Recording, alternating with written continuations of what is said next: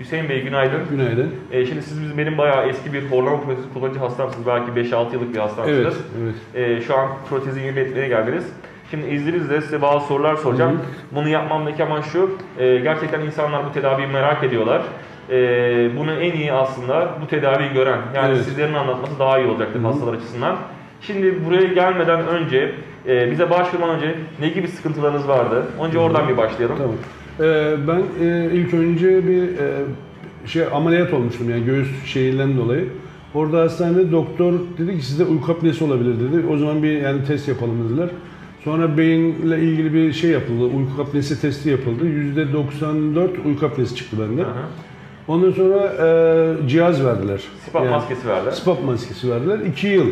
Aşağı yukarı onu kullandıktan sonra eşim internette burayı görüyor. Yani diş protezi falan, bana böyle böyle dedi, bir şey var dedi. Bir deneyelim mi dedi.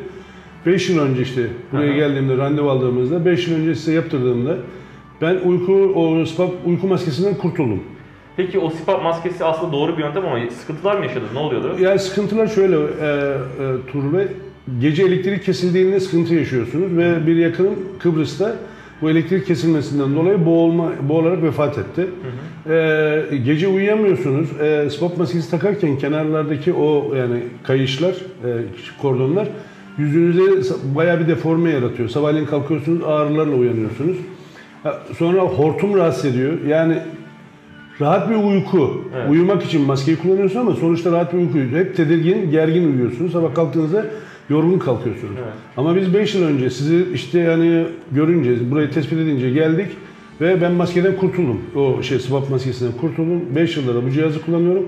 Memnunum. Memnunum derken %80, %90 oranlarında horlamam azaldığını eşimden İlk başladığındaki horlamayla şu anda kullandığım cihazdan sonra %80 gibi bir azalma olduğunu ve ben memnunum. Gittiğim her yerde götürüyorum. Çok portatif, pratik kullanım olmasından dolayı. O bireyle elektrik ona almanız gerekiyor. USB şarj alması lazım. Elektrik kesildi, ne oldu ne olmadı tereddütle yaşamaktansa bu çok kullanımlı bir protez. Alıp nereye istersem gidiyorum. Hem aynı zamanda evimde, karavanımda, her yerde 2 tane taşıyorum. Taşıması çok kolay, portatif, pratik bir cihaz. Onun için size teşekkür ediyoruz böyle bir şey bulduğunuz için. Sağ olun. Çok güzel özetlediniz. Teşekkür ederiz. Ben teşekkür ederim. Sağ olun. Görüşürüz.